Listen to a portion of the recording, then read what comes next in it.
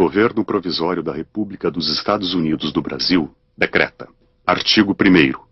Fica proclamada, provisoriamente e decretada como a forma de governo da nação brasileira a República Federativa. Artigo 2º. As províncias do Brasil, reunidas pelo laço da Federação, ficam constituindo os Estados Unidos do Brasil.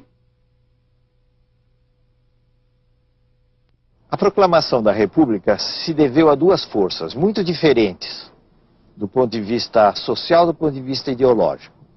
Uma dessas forças era representada pelos partidos regionais. O principal partido regional era o Partido Republicano Paulista. Essas elites estavam muito mais preocupadas com os seus interesses em cada região. Qual era o sonho, digamos, da elite paulista, para simplificar, ou das grandes elites regionais? Era fazer uma república que fosse pouco centralizada. Quer dizer, em que o poder dos estados se tornasse muito amplo.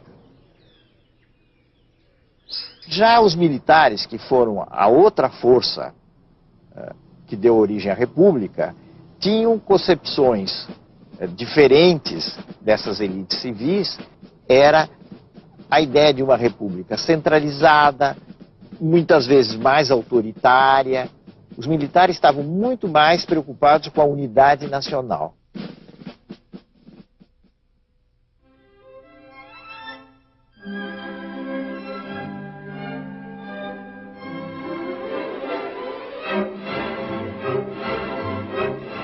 Essa luta foi ganha pelas elites civis.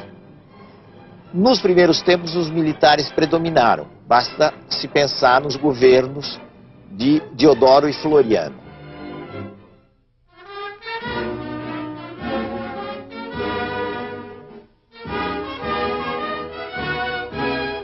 Mas logo depois se formou uma república civil.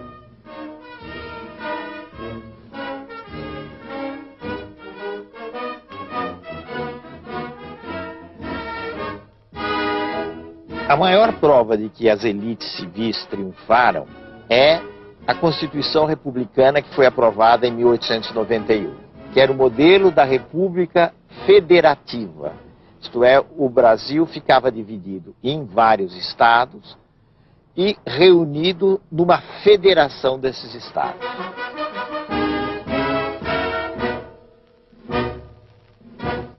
E, além disso, essa Constituição, seguindo bastante o modelo americano, criou uma divisão de 3 poderes, pelo menos na teoria. Esses 3 poderes eram o poder executivo, que executa as leis, ou que encaminha leis para o Congresso, o poder legislativo, que faz as leis, a Câmara dos Deputados e o Senado, e o poder judiciário, que julga o conflito entre os cidadãos, ou então interpreta as leis, interpreta a Constituição. O que a Primeira República fez, em continuação com os últimos anos do Império, foi manter o voto só para as pessoas alfabetizadas. Mas, ao mesmo tempo, abriu um instrumento que, vamos dizer assim, convidava à fraude eleitoral. Esse instrumento era a inexistência do voto secreto. Como o voto era aberto, todo mundo sabia o voto de um determinado cidadão, a possibilidade do cidadão ser pressionado a votar em determinados candidatos, sobretudo no campo, era muito grande.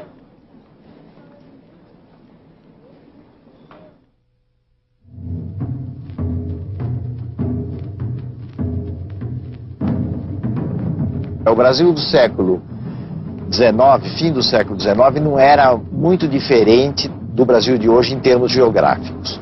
Só que havia vastas regiões do Brasil que não estavam ainda ocupadas. Elas estavam delimitadas, estavam no mapa, mas não havia uma ocupação real. Caso, por exemplo, até do oeste de São Paulo, que tinha regiões ocupadas por índios, coisa que pouca gente sabe no início do século XX.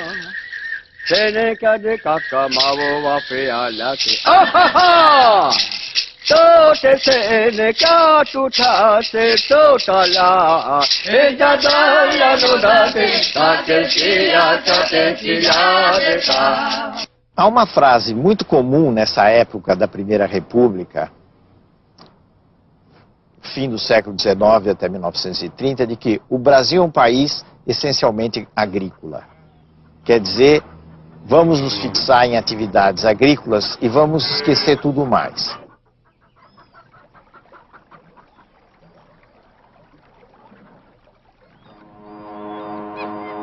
A Primeira República baseou-se numa agricultura destinada à exportação. Todo o eixo, vamos dizer assim, do crescimento econômico estava voltado para a produção de determinados bens que seriam vendidos no exterior. Do ponto de vista da população, da produção, houve um grande impulso da região centro-sul e do sul do país. O centro-sul basicamente por causa do café e o sul por causa da instalação da pequena propriedade, que foi uma coisa muito característica do Paraná, Santa Catarina e parte do Rio Grande do Sul.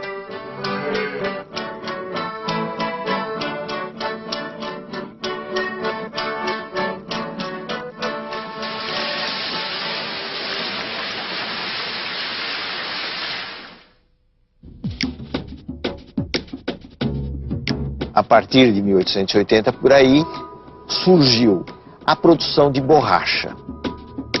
A produção de borracha ocorreu principalmente na região da Amazônia e, por algum tempo, trouxe uma grande transformação naquela área.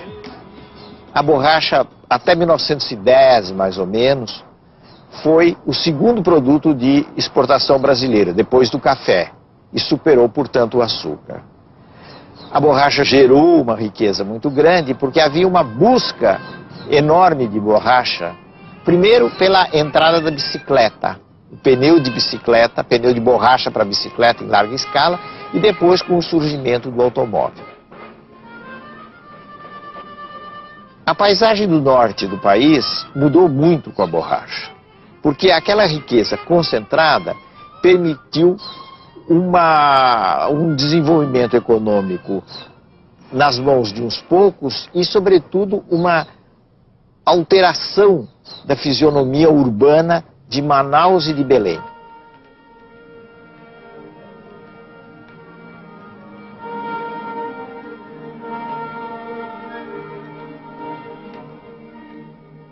Até que surgiu a grande crise da borracha.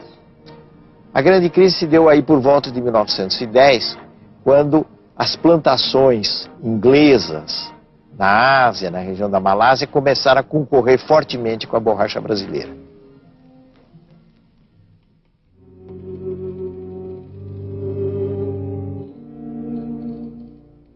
Havia regiões do Brasil que progrediam muito, mas havia também amplas extensões no campo que eram extremamente pobres, com populações que ficaram à margem de todo esse progresso que ia se realizando no centro-sul, no sul do país.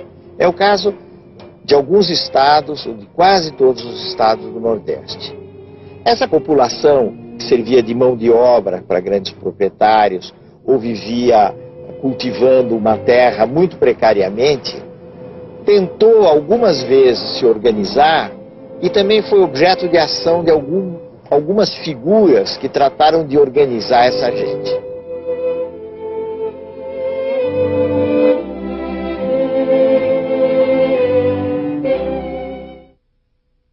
Dos movimentos no campo, o mais importante, o mais conhecido, foi o de Canudos, que se instalou no norte da Bahia, perto da cidade de Jeremoabo, entre 1893 até a sua liquidação em 1897. O Arraial tinha como figura central uma figura urbana, que era o Antônio Conselheiro, que era uma espécie de figura de um missionário. E o conselheiro foi muito hábil em reunir sertanejos atacados pela seca, pelas más condições de vida, e que buscaram no Arraial de Canudos uma forma comunitária de melhores condições da sua existência, ou dar mais sentido à sua existência.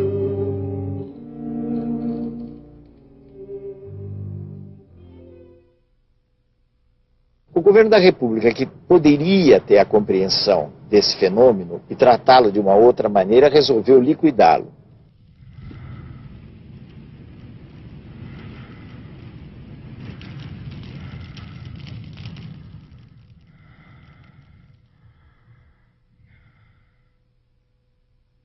Canudos não se rendeu. Exemplo único em toda a história, resistiu até ao esgotamento completo, expugnado palmo a palmo na precisão integral do termo. Caiu no dia 5, ao entardecer. Quando caíram os seus últimos defensores, que todos morreram. Eram 4 apenas. Um velho, 2 homens feitos e uma criança, na frente dos quais rugiam raivosamente 5.000 soldados.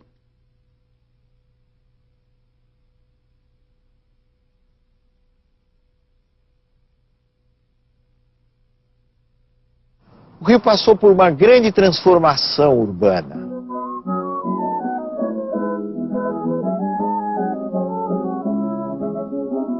Por exemplo, a Avenida Rio Branco foi aberta no início da República e foram feitas também muitas transformações que envolveram sacrifícios para pessoas pobres que moravam no centro da cidade, que tiveram que se deslocar ou para os subúrbios ou para as favelas, que estavam começando a crescer nos morros do Rio de Janeiro.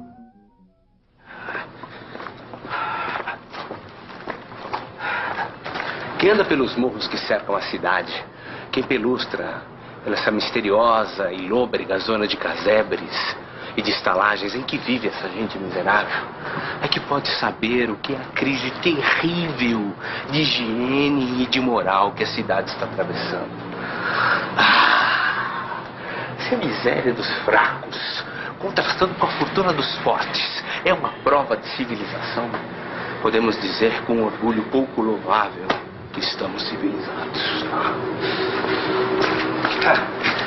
É interessante, para não dizer revoltante, que só nos mostremos impressionados pelos aspectos da nossa vida essencialmente urbana e preocupados com o saneamento do centro da cidade, quando o grande mal, o mal terrível, o mal hediondo, está nessas furnas, nessas bibocas, nessas betesgas imundas da nossa Whitechapel, onde ninguém sabe ler e onde ninguém toma banho.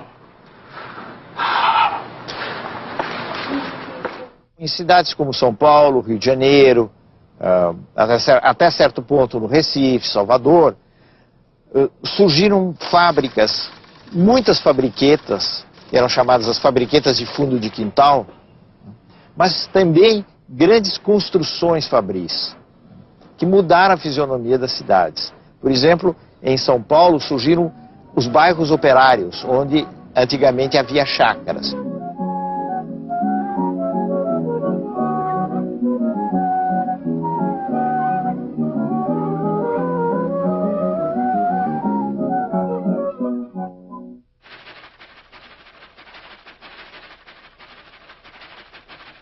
Esse impulso, no caso de São Paulo, foi muito gerado através da própria atividade cafeeira, através do próprio negócio do café. Por quê? Porque o café gerou uma grande expansão econômica, uma urbanização, quer dizer, as cidades cresceram muito, a cidade de São Paulo cresceu muito, e criou assim um mercado interno, um mercado para os produtos industriais. Foi por essa via que as indústrias começaram a crescer no país.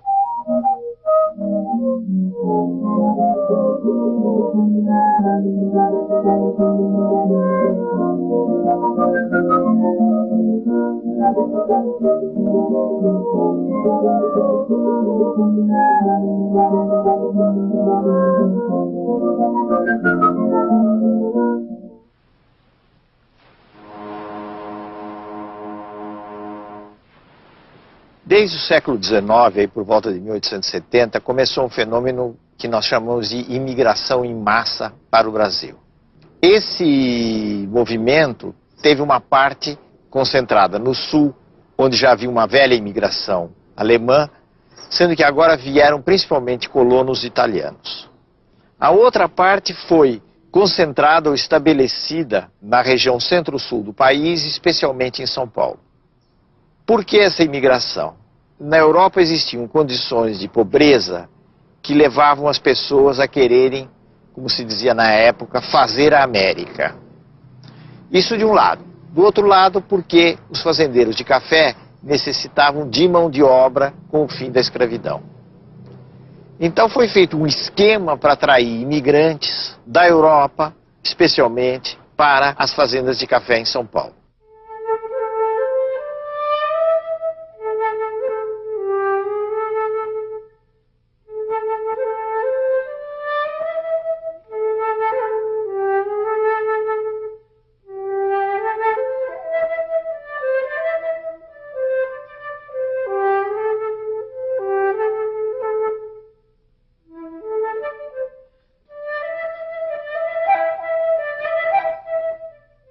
Os imigrantes que vieram para o Brasil em grande número foram os principais responsáveis pela introdução no Brasil de uma série de ideias que a gente genericamente pode chamar de ideias socialistas. Dentre essas ideias, talvez a ideia mais importante no caso brasileiro foi a dos anarquistas.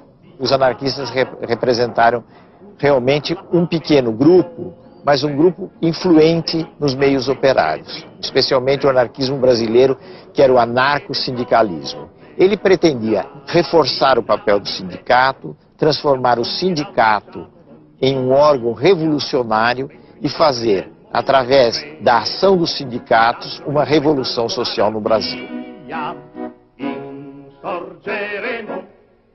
Mas é preciso lembrar que entre essas pretensões e a realidade do país, existia uma distância muito grande. Então, os anarquistas, na realidade, foram defensores de direitos dos trabalhadores. 8 horas de trabalho, igualdade de salário para as mulheres e os homens, coisas desse tipo que eram muito importantes, estavam próximas da realidade e, ao mesmo tempo, não tinham nada de revolucionários.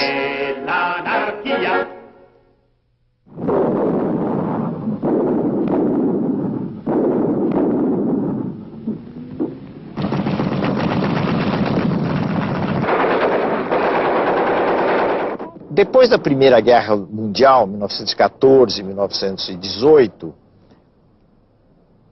o que aconteceu do ponto de vista das ideologias, das ideias, e no Brasil e também na maioria dos países do mundo, foi um declínio, uma queda da ideologia anarquista.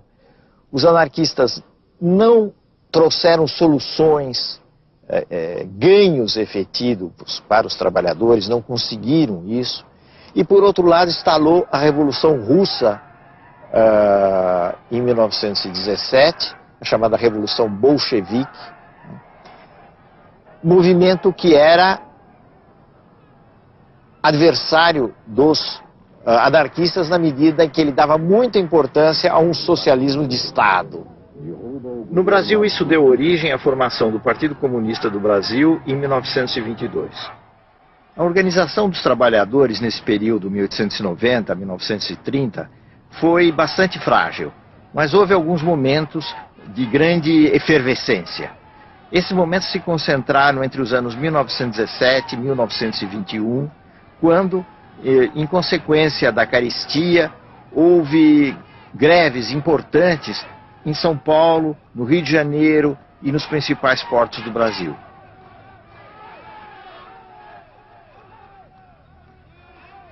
Começaram a se acumular sintomas, sinais de crise da Primeira República. Um desses sinais foi o chamado movimento tenentista, que representou uma expressão de insatisfação dentro do Exército e, em muito menor escala, dentro da Marinha, contra o chamado sistema oligárquico. Por que essa insatisfação dos tenentes? Porque eles sonhavam com um tipo de república centralizada, unificada, que não favorecesse os estados maiores. Um destacamento militar que percorreu 24 mil quilômetros aproximadamente do território brasileiro, chefiado por Luiz Carlos Prestes, que viria a ser um líder comunista, e uma figura hoje menos conhecida, que era Miguel Costa.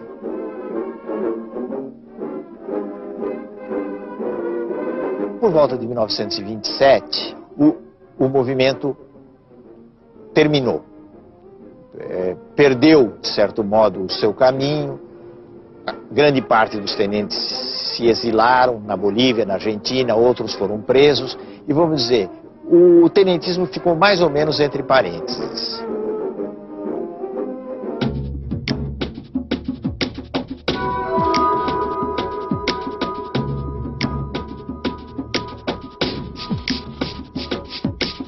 São Paulo e Minas fizeram uma aliança, a República do Café com Leite, que durou ao longo da Primeira República até quase o fim da Primeira República. São Paulo teve uma forte predominância na Primeira República, e São Paulo tinha como base econômica o café, e Minas também teve essa predominância, e o leite, a produção de leite, era um fator econômico importante das atividades agrícolas e pastoris de Minas Gerais. Mas é preciso a gente tomar cuidado e não pensar que tudo, do ponto de vista político, era a aliança de São Paulo e Minas. Muito da disputa política e dos acordos políticos passava por São Paulo, passava por Minas, mas passava também pelo Rio Grande do Sul.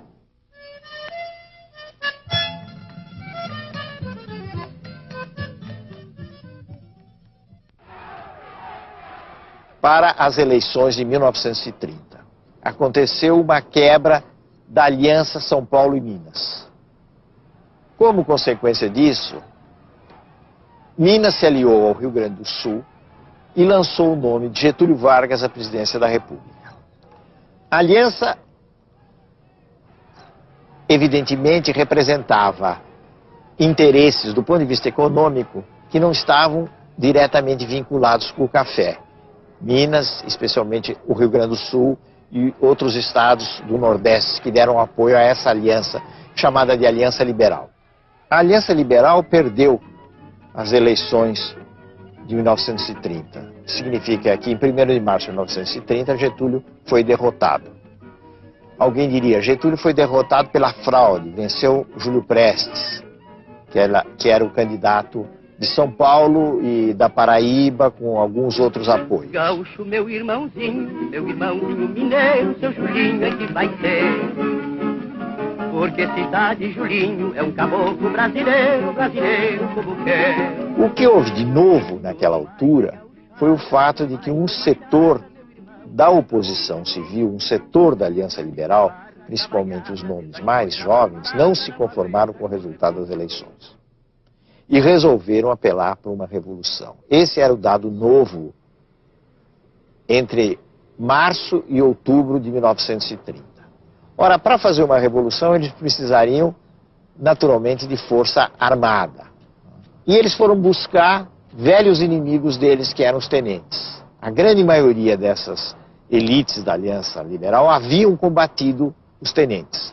Os tenentes estavam no exílio, ou estavam meio na sombra, e agora representava uma carta importante para se estourar uma revolução.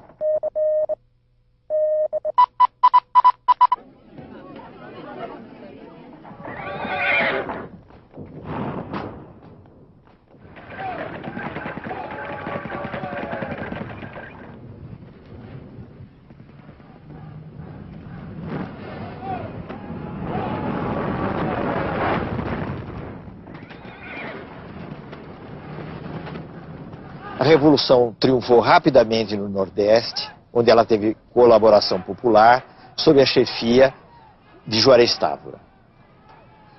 No Rio Grande do Sul, que era o coração da Revolução, também ela teve êxito, e se formou uma coluna do Exército e da Brigada Militar, percorrendo os estados do Sul, saindo do Rio Grande do Sul, atravessando Santa Catarina, Paraná, até chegar à capital da República, tomando o poder na capital da República.